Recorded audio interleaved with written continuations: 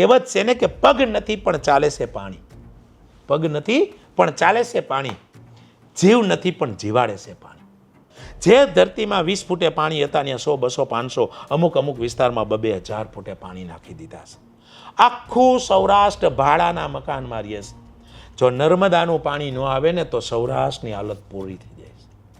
4 મહિના ખેડૂતનો દીકરો ખેતરમાં મહેનત કરે, એક પાણ કઢે એટલે એનું ઉત્પાદન કરે. ખૂબ મેં ખેડૂતોને રોતા જોયા છે કે માનવી બહુ મતે ત્યારે વિઘો માન પવાય, રઘુવર રીજે રાંજણા તો નવખંડ લીલા થાય. ઈશ્વર જેને પડકારો આપે અને લડી લેવાની હિંમત પણ આપે, વિચારો પણ આપે, યુક્તિ પણ આપે. ગુજરાતના પણ એવા પ્રદેશો છે કે જેને એટલો બધો સંઘર્ષ ભાગ્યમાં મળ્યો કે ત્યાંથી એવી પ્રતિભાઓ નીકળી કે જે આજે દુનિયાને શીખવાડે છે. તમે સૌરાષ્ટ્રમાંથી નીકળેલા માણસોને જુઓ, તમે શાંતિથી વિચારો કે અમરેલી કે ભાવનગર એ બધી જગ્યાએથી લોકો કેમ નીકળ્યા, કેમ આટલી બધી હિજરત કે સ્થળાંતર કરવું પડ્યું. એ પ્રશ્નનો જવાબ તમને પાણીની તંગીમાં દેખાશે. પાણી શું એટલો મહત્વનો મુદ્દો હોઈ શકે કે ગામોના ગામો ખાલી થઈ જાય? શું પાણી ખરેખર માણસને સમૃદ્ધ બનાવી શકે? પાણીની સમસ્યા પહેલાં સમજવી પડે.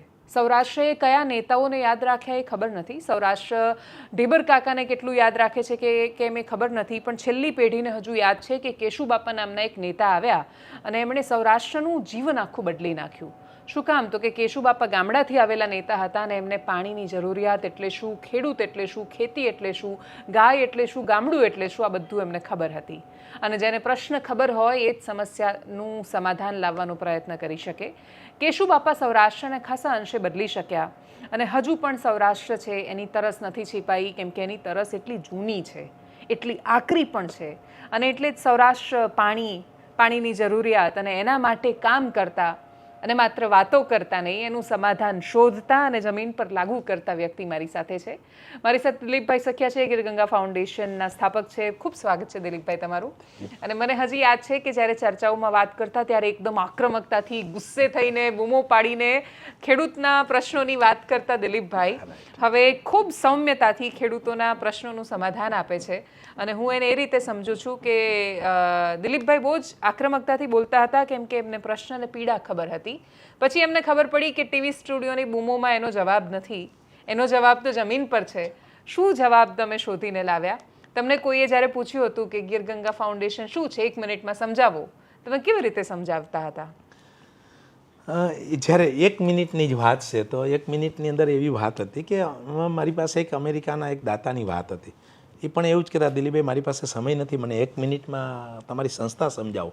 એટલે મેં કીધું તમે મને 10-10 કરોડના 2 દાતા ગોતી દો, હું તમને 2 સરસ મજાના ગામ આપું અને એ ગામમાં આપણે 10-10 કરોડ રૂપિયા વાપરવાના છે.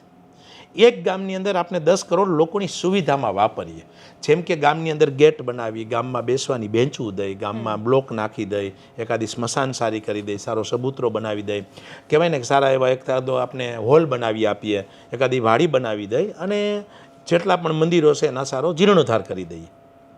બીજા ગામમાં 10 કરોડ માત્ર ને માત્ર જળ સંચયમાં વાપરીએ કે એ ગામમાં ઈશ્વર જે પ્રસાદી વરસાદ રૂપી આપે છે, જે ખેડૂતનો દીકરો કાચું સોનું કહે છે, એ કાચું સોનું પાછું ન જાય સાચવવા માટેના જેટલા પણ ડેમો ઊંડા કરી, ઊંચા કરી, મતલબમાં 100% રૂપિયા જળ સંચય માટે વાપરીએ. 5 વર્ષ પછી તમે 2 ગામની વિઝિટ લ્યો, જે ગામમાં તમે જળ સંચય માટે કામ કર્યું છે એ ગામે પેલા ગામના 50% કામ લોક ભાગીદારીથી કોઈ પણ પ્રકારની સહાય વિના કરી નાખ્યા હશે. જ્યારે લોકો પોતાની રીતે કામ કરે છે ને તો વેલ મેન્ટેન થાય છે, જ્યારે કોક કરીને જાય છે ને તો એની કોઈ સંભાળ રાખતું નથી. પણ બીજા ગામમાં જ્યારે તમે લોકોની સુવિધા આપવાનો પ્રયત્ન કર્યો છે ને, એ જ બેન્ચે બેઠે બેઠા દેશના વડાપ્રધાનોને પણ કહેતા હશે કે આ લોકોને દેશ ચલાવતા નથી આવડતું. બસ આ એક વ્યાખ્યાની વાત છે. એટલું હું જળ સંચયને મહત્વનું કાર્ય આપું છું કે ગામની 99 સમસ્યાનો પહેલી કોઈ સમસ્યા હોય ને તો એ માત્ર ને માત્ર પાણી છે. વિશ્વની અંદર એક પણ એવો વ્યક્તિ નથી કે કોઈ પાણી બનાવી શકે અને પાણી વિના કોઈ કામ થઈ નથી શકતું. વિશ્વની આ ધરતી ઉપર સારામાં સારું કોઈ ફૂડ હોય ને તો એ વરસાદનું પાણી છે. માનું દૂધ પણ 2nd નંબરનું છે. આવું કિંમતી અને અમૂલ્ય પાણી ઈશ્વર આપને પ્રસાદી રૂપે ઘરે દેવા આવે છે. જ્યારે વરસાદ પડે ત્યારે ખેડૂતનો દીકરો એમ બોલે છે કે કાચું સોનું પડે છે, પણ આપણે એને સાચવતા નથી. અમે જે મારો વિસ્તાર છે ને એ સૌરાષ્ટ્રની ધરતી છે. સૌરાષ્ટ્રની ધરતી આમ કહેવાય ને કે એટલી બળવાન અને હિંમતવાન છે કે જો સૌરાષ્ટ્રની ધરતીને 365 દિવસનું પૂરતું પાણી મળી જાય ને તો આપણા દેશની 140 કરોડ જનતાના પેટ ભરી શકે એટલું અનાજ પેદા કરવાની તાકાત સૌરાષ્ટ્રની ધરતીમાં પણ છે અને એના ખેડૂતોમાં પણ છે. પરંતુ મોટામાં મોટી મુશ્કેલી હોય ને તો એ માત્ર ને માત્ર પાણી છે. સૌરાષ્ટ્રના ખેડૂતોની ટોટલ ઇન્કમના 25% રૂપિયા ખેડૂતો પાણી ગોતવામાં નાખે છે. જિંદગીમાં એને આખા ગામ કે સમાજ કે કુટુંબ પાછળ બીજું કાંઈ કર્યું હોય કે ન કર્યું હોય પણ પાણી ગોતવામાં રૂપિયા નાખ્યા છે. કોઈએ કૂવો ઊંડો કર્યો, બીજો કર્યો, આડો બોર, ઊભો બોર, વાથી કનેક્શન, બધાયને પાણી જોઈશે. આ જ સૌરાષ્ટ્રની ધરતીમાં આજથી 50 વર્ષ પહેલાં 20, 30, 40, 50 ફૂટે પાણી હતા. પરંતુ મને યાદ છે 1985, 86, 87નો દુષ્કાળ પડ્યો હતો. જ્યારે હું નાનો હતો, સ્વાધ્યાય પરિવારથી જોડાયેલો હતો, મને પાંડુરંગ શાસ્ત્રીએ પણ ખૂબ આને વિચાર આપ્યા હતા. પરંતુ એ દુષ્કાળમાં સૌરાષ્ટ્રની ધરતી સહન કરી ગઈ. 3 વર્ષનો વરસાદ નહોતો પણ સૌરાષ્ટ્રની ધરતી સહન કરી. એનું એકમાત્ર કારણ હતું કે ઉપરથી વરસાદ નહોતો પડ્યો પણ જમીનના તળમાં પાણી હતા, કે 50 ફૂટે 100 ફૂટે. કારણ કે ત્યારે જમીનમાંથી પાણી કાઢવાના સાધનો નહોતા. પરંતુ એ દુષ્કાળ પછી મને યાદ છે કે ખેડૂતના દીકરા એવા કેશુભાઈ પટેલ જ્યારે ગુજરાતના સીએમ બન્યા, ન ભૂતો ન ભવિષ્ય, અને સૌરાષ્ટ્રની અંદર લાખો ચેકડેમનું નિર્માણ કર્યું. અને ત્યાર પછી સૌરાષ્ટ્રમાં થોડીક સધરતા આવી. એ સધરતા આવતા લોકો જ્યારે 2 પૈસા કામમાં મહિના ને એનો દુરુપયોગ કરી અને જમીનને વીંધતા ગયા અને વીંધી અને પાણીને ઉલેચી નાખી છે. જે ધરતીમાં 20 ફૂટે પાણી હતા ત્યાં 100, 200, 500 અમુક વિસ્તારમાં 2,000 ફૂટે પાણી નાખી દીધા છે. આખું સૌરાષ્ટ્ર ભાડાના મકાનમાં રહે છે. જો નર્મદાનું પાણી ન આવે ને તો સૌરાષ્ટ્રની હાલત પૂરી થઈ જાય છે. આટલી દયાનીય આખું સૌરાષ્ટ્ર ખાલી થઈ ગયું છે. સૌરાષ્ટ્રના અમુક અમારા ભાવનગર અને અમરેલી જિલ્લામાં જાઓ ને તો અમુક ગામડાઓની અંદર 10% પણ વસ્તી નથી રહી. એનું મેન બેઝ ગોતો ને તો એ પાણી છે. હું એટલા માટે બોલું છું કે આજથી 1 વર્ષ પહેલાં ગુજરાત સરકારે ગુજરાતની અંદર જે ગામડાઓની વસ્તી વધે ને ત્યાં 17 નવા તાલુકાનું સર્જનની જાહેરાત કરી કે જ્યાં વસ્તી વધે. તો એક દિવસ હું કાર્યાલયે બેઠા એ લિસ્ટ જોતો હતો. એમાં સૌરાષ્ટ્રનો એકય તાલુકો નથી. 17 તાલુકા મધ્ય ગુજરાત અને આપના દક્ષિણ ગુજરાત બાજુના કે જ્યાં પાણી છે, ત્યાં 4 મોટી નદી તાપી, નર્મદા, મહીસાગર અને સાબરમતી. સૌરાષ્ટ્રની ધરતીમાં એક પણ નદી નમરે. એવરેજ 20-30 ઇંચ કરતાં પણ વધારે વરસાદ પડે છે. પરંતુ 80 થી 90% પાણી, કારણ કે પથરાળ અને ડુંગરાળ જમીન નજીકમાં 1200 કિલોમીટરનો દરિયો હોવાના હિસાબે 80 થી 90% પાણી દરિયામાં વહી જાય છે. આ પાણીને રોકવાનો એકમાત્ર વિકલ્પ હોય ને તો નાના મોટા ચેકડેમ અને તળાવો. હું એક સામાન્ય ખેડૂતનો દીકરો અને સાથે સાથે હું ખેડૂતનો આગેવાન બન્યો હતો. રાજકોટ જિલ્લા કિસાન સંઘના પ્રમુખ તરીકે મેં ખેડૂતોના પ્રશ્નને સરકાર લગી પહોંચાડવાનો ખૂબ પ્રયત્ન કર્યો. પરંતુ એ સંઘર્ષ અને એ મહેનત પછી મને ખ્યાલ પડી કે સૌરાષ્ટ્રની જરૂરિયાત માત્ર પાણી છે. 4 મહિના ખેડૂતનો દીકરો ખેતરમાં મહેનત કરે, એક પાણ ઘટે એનું ઉત્પાદન કરે. ખૂબ મેં ખેડૂતોને રોતા જોયા છે કે 4 મહિના ખેડૂત મહેનત કરે ને એનું એક પાણ ઘટે ને તો 25% થી 20% જેવો પાક એના ઉત્પાદનમાં ફરક પડે, એની ક્વોલિટી ઘટે. એને હિસાબે ખેડૂતના દીકરા પણ ખેતી કરતા બંધ થઈ ગયા છે. કારણ કે વિશ્વની અંદર દરેક ફેસિલિટી વિના હાલશે પણ અનાજ વિના નહીં ચાલે. 140 કરોડ જનતાનો આપનો દેશ છે. બધાને અનાજ જોશે. એ અનાજ તો ખેતરમાં પેદા થાય અને એ ખેતરની મોટામાં મોટી કોઈ જરૂરિયાત હોય ને તો એ માત્ર ને માત્ર પાણી છે. આ વિષયને સમજાવવા માટે અમે ગામડે ખૂબ પ્રયત્ન કર્યો. પરંતુ એક સમયે સરકાર દ્વારા કામ થયું હતું કેશુભાઈ પટેલને. એટલે લોકોની અંદર એક માનસિકતા આવી ગઈ કે આ કામ સરકારનું છે. ગામડાઓની અંદર અમે જઈએ કે આપણે મોટા મોટા મંદિરો બનાવીશ. હું હિન્દુનો દીકરો છું, મારો કોઈ મંદિરનો વિરોધ નથી, પણ હું એમ કહું છું કે તો આપણે જલ મંદિર કેમ ન બનાવી શકીએ. હું તો લોકોને પ્રેરણાદાયક એક ઉદાહરણ આપું કે જ્યારે અયોધ્યામાં રામે જન્મ લીધો એ પહેલાં અયોધ્યામાં લોકો તો રહેતા જ હશે. ગોકુલ મથુરામાં કૃષ્ણએ જન્મ લીધો તો એ પહેલાં ગોકુલ મથુરામાં માણસો તો રહેતા હશે. તો એ લોકો શેની પૂજા કરતા હશે? આપણે એમ કહીએ કે કૃષ્ણ અને રામ જ્યારે ધરતી ઉપર નહોતા ત્યારે લોકો રહેતા હતા. તો એક સમયે આપણા વડવાઓ, આપના પૂર્વજો પ્રકૃતિની પૂજા કરતા હતા. સવારે ઉઠી ધરતી માતાની પૂજા કરતા હતા. સૂરજદેવ ઉગે તો સૂર્યદેવની પૂજા કરતા હતા, ચૂલો પ્રગટાવે, અગ્નિદેવની પૂજા કરતા હતા. નદીઓમાં નાવા જાય, વરુણ દેવની પૂજા કરતા હતા. તો મંદિર બનાવાશે તો વરુણ દેવના કેમ ન બનાવી? લોકોને અમે શીખડાવવા માંડ્યા કે આપણા દીકરાના જન્મદિવસમાં કોઈ પાર્ટી કરવી છે તો એક ડેમ કેમ ન બનાવી? આપણા વડીલોનું અવસાન થઈ જાય તો એની વાંહે પછી 50,000 લાખ 2 લાખનો દાડો કરી તો એ બાપુજી માતાજીના નામનો આપણે ડેમ કેમ ન બનાવી શકે?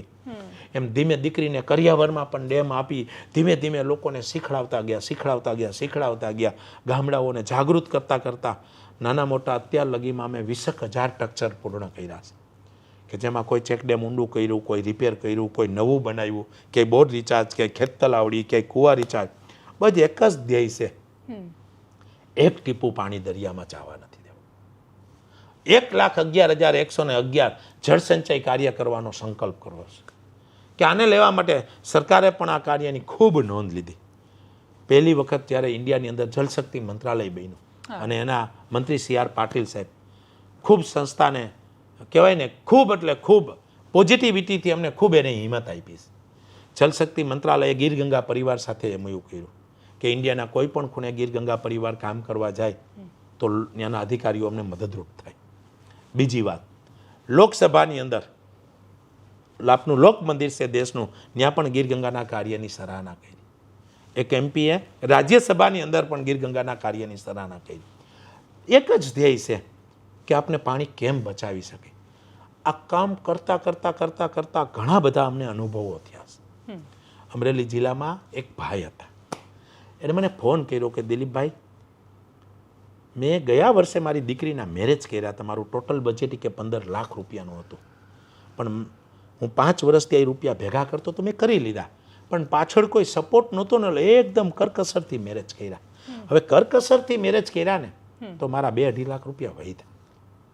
હવે મેં રૂપિયા દીકરીના નામે ભેગા કર્યા હતા તો હું વિચારતો હતો કે આ રૂપિયાનું મારે શું કરવું.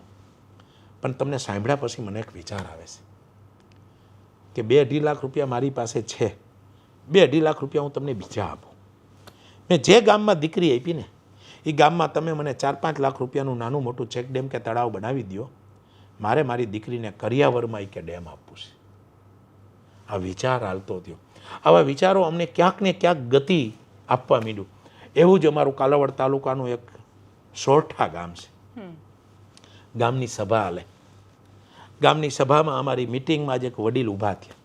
મેં ઉદાહરણ આપ્યું હતું કે આપણે વડીલોની પાછળ દાડો કરીએ છીએ તો કદાચ ન કરીએ તો કોઈ એમાં કંઈ નુકસાની નથી.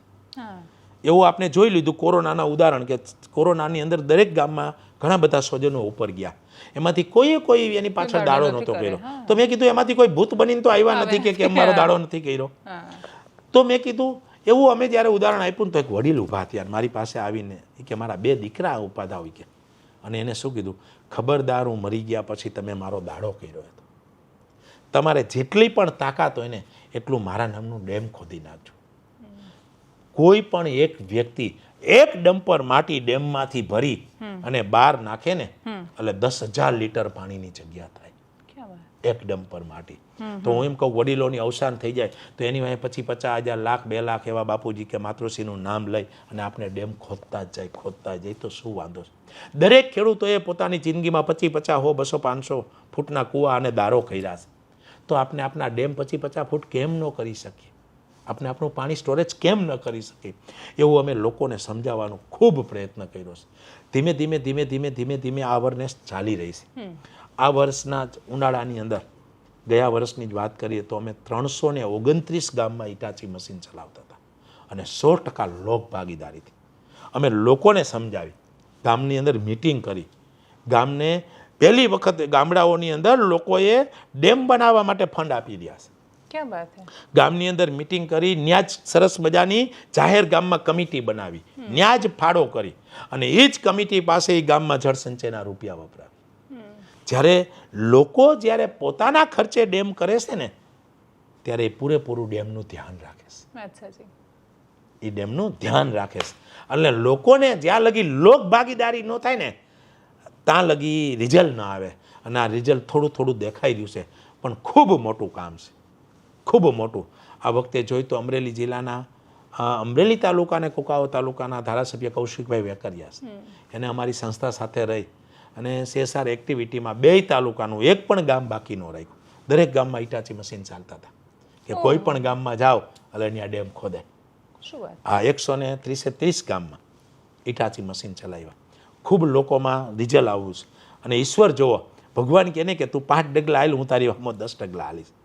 પહેલા વરસાદમાં એ જ વિસ્તારમાં પાણી પીડ્યું, ડેમડા ભરાઈ ગયા.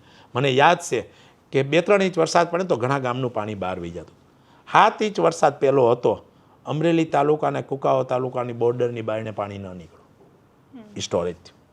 પાછા બીજા રાઉન્ડમાં વરસાદ ભરાણો. પહેલા રાઉન્ડમાં તો પાણીના સ્થળ ઊંચા આવશે. હું તો એ કહું કે જે પાણી 20-30 ફૂટે હતું એ પાછું કેમ ન લઈ આવી. એના માટે અમે લોકોને ખૂબ જાગૃતિ કરી અને પ્રયત્ન કરી રહ્યા છે. પણ ખૂબ વિશાળ કામ છે, એટલે છેવાડાના લોકો લગ્યા પહોંચાડવું પડશે. લોકો ગામમાં કોઈ કથા કરે, સપ્તાહ કરે તો અમે લોકોને સમજાવીશ કે કથા કરો, સપ્તાહ કરો, આપણે થોડું બજેટ પાણી પાછળ પણ વાપરો. વાત સાચી.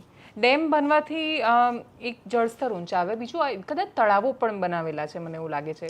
એ તળાવનું પાણી પણ શું લોકોને કામ લાગી રહ્યું છે? કેમ કે પીવાના પાણીની પણ, હું અમદાવાદનું જ ઉદાહરણ આપું. અમદાવાદમાં વરસાદ પડ્યો ત્યારે મેં એ જ વિચારી રહ્યા હતા અને વાત કરી રહ્યા હતા કે એટલો બધો વરસાદ પડે છે, 90% પાણી છે એ કાં તો જળભરાવ થઈ જાય, કાં તો અહીંયા પણ સાબરમતીમાં થઈને સીધું દરિયામાં જતું રહે. દરિયામાં એ પાણી જવું જોઈએ, એની એક ગતિ ચોક્કસ, એક ચક્ર એ ચાલતું જ રહેવું જોઈએ. એ પાણી સંપૂર્ણ રોકી દેવાની વાત નથી, પણ વાત એ છે કે શહેરનું પાણી અહીંયા ઉપરથી આકાશમાંથી વરસેલું સોનું જો 50% કામ ન લાગે તો કરવાનું શું?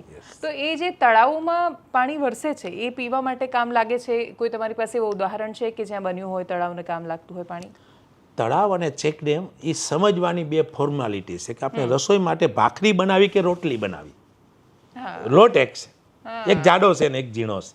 એમ તળાવ અને ચેકડેમ બેની પ્રક્રિયા એક છે કે જ્યાં નદીઓ હોય કે જ્યાં વધારે વેણ છે ત્યાં RCCના પારાનું જે કહેવાય એને અમારી ભાષામાં એને ચેકડેમ કહે. પણ જ્યાં ખુલ્લા ગ્રાઉન્ડ છે કે જ્યાં ખાડો કરી અને એક પારી કરી અને કાઢીઓ કરાવી એને અમારી ભાષામાં તળાવ કહે. બેનો ઉપયોગ સેમ છે, બેના લાભ સેમ છે, બેના ફાયદા પણ જેમ છે. પણ કોઈ ભૌગોલિક રચનાને લઈ અને એ ત્યાં પ્રવૃત્તિ થઈ શકે કે આ ડેમને યોગ્ય છે કે આ તળાવને યોગ્ય છે. પરંતુ વિચારથી જોઈએ તો એ વસ્તુમાં ફેર નથી, પણ ઉપયોગી ખૂબ છે, ખૂબ ઉપયોગી છે. જે પહેલાંના રાજા રજવાડાઓ પણ પોતપોતાના વિસ્તારોમાં તળાવો બંધાવતા હતા. ત્યારે તો નાના નાના કૂવા બંધાવીને લોકોને પાણીની વ્યવસ્થા કરતા હતા, કારણ કે ત્યારે કોઈ એવી વ્યવસ્થા નહોતી.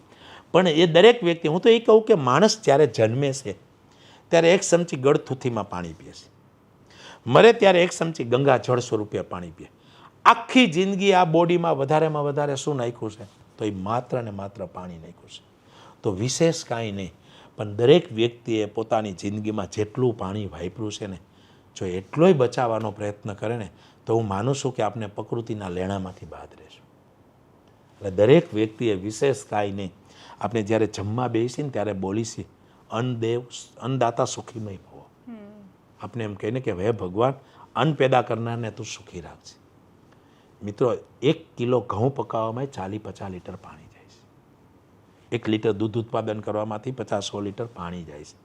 એક પણ વસ્તુ પાણી વિના થતી નથી. ગયા વર્ષમાં જાય તો આપણા દેશનું, જેને કહેવાય ને કે તળાવોનું શહેર કહેવાતું એવું આપનું બેંગ્લોર, એકી સાથે એક વિસ્તારમાં 1700થી 2200 ફૂટના બોર ઊભા રહી ગયા. આ મેસેજ દેશના વડાપ્રધાન પાસે પહોંચ્યો કે આટલી 140 કરોડ જનતાને જો પાણી ઘટશે તો હાલત શું થશે? 1700 ફૂટના પાણીમાં, અને એ તો તળાવોનું શહેર કહેવાતું, ન્યાય પાણી થઈ રહ્યું તો શું હાલત થશે?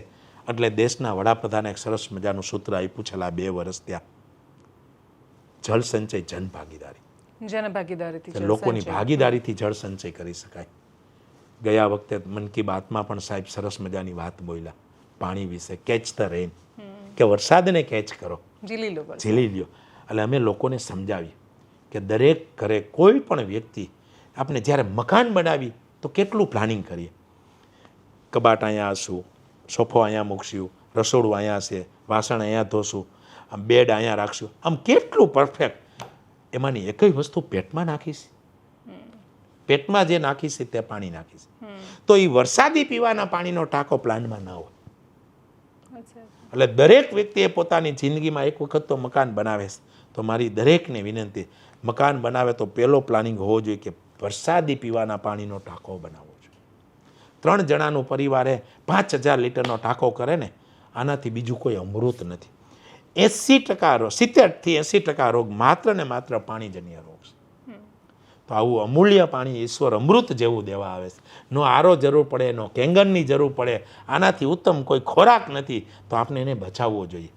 પેલું, દરેક ઘરે પીવાના પાણીના ટાંકા હોવા જોઈએ. બીજું, અત્યાર લગી આપણે બોર કર્યા, જમીનમાંથી પાણી કાઢવાના. હવે આપણે જમીનને પાણી આપવાનો પ્રયત્ન કરીએ. એટલે દરેકે બોર રિચાર્જ કરવા જોઈએ. ખેડૂતો એના કૂવા રિચાર્જ કરવા જોઈએ. નાની મોટી ખેત તલાવડી બનાવવી જોઈએ. જેટલા પણ ગામમાં ડેમ છે એને ઊંડા કરો, પહોળા કરો, નવા કરો. મારું તો એક જ સૂત્ર છે કે કોઈ પણ ગામમાં 25 ઇંચ વરસાદ પડે, 25 ઇંચ, ત્યાં લગીનું એક ટીપું પાણી જો ગામની બોર્ડરની બહાર ગયું તો મારી દ્રષ્ટિએ, મારા વિચારથી, એ ગામના આગેવાનોની દીર્ઘ દ્રષ્ટિમાં કાંઈક ને કાંઈક ખામી છે, એને સુધારવી જોઈએ. દરેક ગામડું 25 ઇંચ પાણી રોકી લે ને, એટલે સૌરાષ્ટ્ર હરિયાળું થઈ જશે. અને આટલું કામ જો કરી લે ને બધાય, એટલે સૌરાષ્ટ્રની વસ્તી આવતા 20 વર્ષમાં પાછી ડબલ. કારણ કે મેં હિજરત થતા જોયું છે ને, ગામ ખાલી નથી થવા દેવા. આ ધરતી છે, અનાજ પકવે છે, અને એના વિના કાંઈ ભેગું નથી થાય. હું તો દરેક ગામડાઓની મિટિંગમાં બોલું કે આ રાજકોટના 4, સૌરાષ્ટ્રના 4 મેગા, ગુજરાતના 4 સિટી છે, સુરત, અમદાવાદ, બરોડા અને રાજકોટ. આ 4 મોટા સિટી ગામડેથી જાતા દહીં, દૂધ, ઘી, શાકભાજીના, અનાજના બાચકા અને કિટલા બંધ થાય ને, તો 6 મહિનામાં સુરત, અમદાવાદ ને રાજકોટ જેવા સિટી 25% ખાલી થાય. તો આમ કહેતા હોય ને કે ગામડાની ભાષામાં, તો આપણા મહાત્મા ગાંધી કહી ગયા કે જો રાષ્ટ્રનો વિકાસ કરવો હોય ને તો ગામડાનો વિકાસ કરવો પડશે. અને ગામડાની મોટામાં મોટી કોઈ જરૂરિયાત હોય ને તો એ માત્ર ને માત્ર પાણી છે. આ પાણીને આપણે બચાવવું છે. એટલે ગામડેથી જે લોકો સ્થળાંતર થઈને ગયા છે, જે માન સિટીની અંદર એની મજૂરીથી પેટ ભરી રહ્યા છે, એવા જે બોર્ડર ઉપર ચાલતા લોકો હોય ને, ગામડેથી આવીને સુખી થઈ શકશે. હું તો એ કહું કે સુખી પરિવારની નિશાની કેને કહેવાય? કે દાદા દાદી ફરિયામાં બેઠા હોય, દીકરો ને વહુ ફરિયામાં કામ કરતા હોય, શેરી ગલીમાં છોકરા રમતા હોય, અને સંધ્યા ટાણે ભેગું વાળું થાય ને, આને સ્વર્ગય નથી પહોંચતો. અને આ મજા માત્ર ને માત્ર આપણા સૌરાષ્ટ્ર, આપણા દેશ, ભારત દેશના ગામડામાં છે. અને એ ગામડાની મોટામાં મોટી કોઈ જરૂરિયાત હોય ને તો એ માત્ર ને માત્ર પાણી છે. ખેતી અને પશુપાલનનો આધાર. મારી પાસે ગીરની 200 ગાયો. જે ગાયે જે વર્ષે વરસાદ સારો પડે એ વખતે ગાયનો ચારો મફત મળે. અને જે વર્ષે વરસાદ ન હોય ત્યારે એ જ ખેડૂતો એમ કે આ વખતે વીઘાના 4-5 હજાર રૂપિયા થાય. મેં આ ધરતી ઉપર જો પશુઓને પણ સુખી કરવા હોય ને તો માત્ર પાણીની જરૂરિયાત છે. ખેડૂતના દીકરાનો મગફળીનો પાક લીધા પછી ખેતરના સેઢે મગફળીનો પાલો પડ્યો હોય, તમે 12 મહિને એમાં આટા મારો તો એમાં કીડી, મકોડા, ખીચકોલા, ઉંદરડા, કાકીડાના પેટ 12 મહિના ભરાતા હોય છે. આ કુદરતની સાયકલ છે. પશુપાલનનો ધંધો આની ઉપર. 99 સમસ્યાનો એકમાત્ર વિકલ્પ પાણી. પશુને ખોરાક મળે, પંખીને ચણ મળે, લોકોને રોજગારી મળે, સારું અનાજ પેદા થાય. વિશ્વના મોટા કોઈ પણ સિટીનો અભ્યાસ કરી લ્યો, એ જ સિટીનો વિકાસ જ્યાં પાણી છે. હા, હંમેશા નદી કિનારે સંસ્કૃતિઓનો વિકાસ થયો. આપણા પૂર્વજોએ હંમેશા શહેરો, નગરો ત્યાં વસાવ્યા. આપણી તો સભ્યતાઓમાં પાણી બચાવવાના ઉદાહરણ છે. આપણે તો એ પરંપરાના વાહકો છીએ.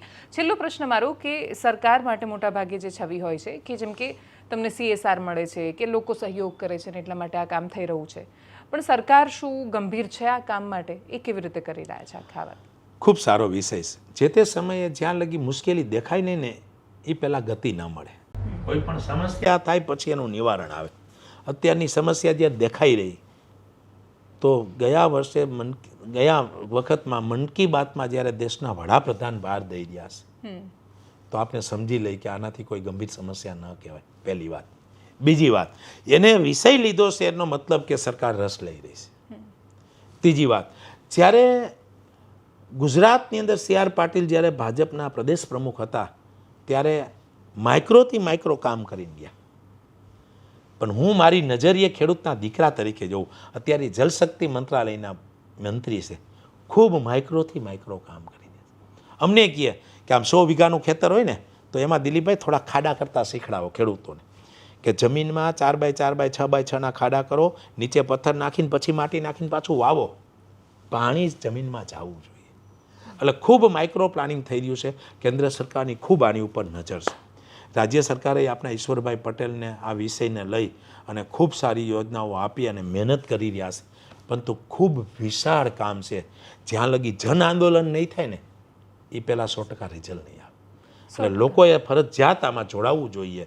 અને આ જ કામ મહત્વનું છે. જો એ લોકો સમજી જાય ને તો ઝડપથી વિકાસ થઈ જશે. પાણીની તાકાત સમજવી હોય ને તો મારી દ્રષ્ટિએ અણુબમ કરતાં પણ મોટી છે. એક વાત સમજવાની વાત છે. આજથી 8 મહિના પહેલાં આપના એક વર્ષ થઈ ગયું. 1 વર્ષ પહેલાં આપના પડોશી દેશે આપણી ઉપર હુમલો કર્યો. આ વખતે એ નક્કી કરીને આવ્યા હતા કે કોઈ પણ સંજોગમાં કાશ્મીર લઈ જ જવું છે. હથિયાર સામાન સાથે આવ્યા હતા. ખાલી એક સામાન્ય પોઈન્ટથી પગે લાગીને પાછા ગયા. પાણી રોકી લઈશું અમે સિંધુ નદીનું પાણી નહીં આપે. અણુબમે 0 થઈ ગયા છે. આ પાણીની તાકાત છે. કહેવત છે ને કે પગ નથી પણ ચાલે છે પાણી. પગ નથી પણ ચાલે છે પાણી. જીવ નથી પણ જીવાડે છે પાણી. ઈશ્વર ખૂબ આપે છે. ઈશ્વર માનવી એમ કહેવાય ને, કહેવત પણ છે આપણી ગુજરાતીની કે માનવી બહુ મતે ત્યારે વિઘો માન પવાય, રઘુવર રીજે રાંજણા તો નવખંડ લીલા થાય. કે ઈશ્વર આવું પ્રસાદી રૂપે પાણી દેવા આવે છે. તો હાલો બાપલિયા, આપણે બધાય સાથે મળી અને આ પ્રસાદીને સ્ટોરેજ કરીએ અને દરેક પોતપોતાના ગામને હરિયાળું બનાવીએ. ભારત માતા કી છે. એક્ઝેક્ટલી. એટલે આમાં આપણો દેશ, આપણે તો હમણાં જ એક જન આંદોલન જોયું કે વ્યવસ્થા બદલવા માટે લોકો જ્યારે રસ્તા પર આવે ત્યારે શું થાય. એ જન આંદોલન પણ બહુ જ મહત્વનું હતું. પણ એ વ્યક્તિઓ બદલવા માટેના જન આંદોલનો તો સફળ થઈ જાય છે. વ્યવસ્થા બદલવા માટેના જન આંદોલનો જો આપણે કરતા થઈશું, જો આપણે ખરેખર એ સમસ્યાને ઓળખીશું ને એને બદલવાનો પ્રયત્ન કરીશું, તો જ આપણને આના પરિણામ દેખાશે. કેમ કે આંકડા કહે છે ભારત વોટર સ્ટ્રેસ્ડ કન્ટ્રી છે. ગુજરાતની હાલત બિલકુલ એવી છે. આપણે બધાને પીવા માટે પાણી જોઈએ જ છે. એમાં દુનિયાની ને દેશની કોઈ પણ સરકાર બદલાશે કે સરકારના કોઈ પણ ચહેરા બદલાશે, પાણીની જરૂરિયાત નથી બદલાવાની. પાણી તો બધાને જોઈશે. અને એ પાણી આવશે ક્યાંથી? આકાશમાંથી કુદરત તો આપી રહી છે. એને ઝીલવાની આપણી ક્ષમતા છે. કુદરત આપણને પાણી આપે અને આપણે આપણી ક્ષમતાને વિકસાવતા જઈએ અને બધા જ ભેગા મળીને. કેમ કે આ સંસ્કૃતિ એવું કહે છે કે 10 દિશાઓમાંથી મને સારા વિચાર પ્રાપ્ત થાવ. આ સંસ્કૃતિ જેવું કહે છે કે બધા સાથે મળીને એક સાથે સમાન દિશામાં સમાન ઉદ્દેશ્ય સાથે કામ કરે તો ભલભલી ક્રાંતિઓ થઈ શકતી હોય છે. તો આ દેશ ક્રાંતિઓનો જનક દેશ પણ રહ્યો છે. જળ ક્રાંતિ બધા ભેગા થઈને કેમ ન કરી શકીએ? પ્રયત્ન કરીએ. નમસ્કાર.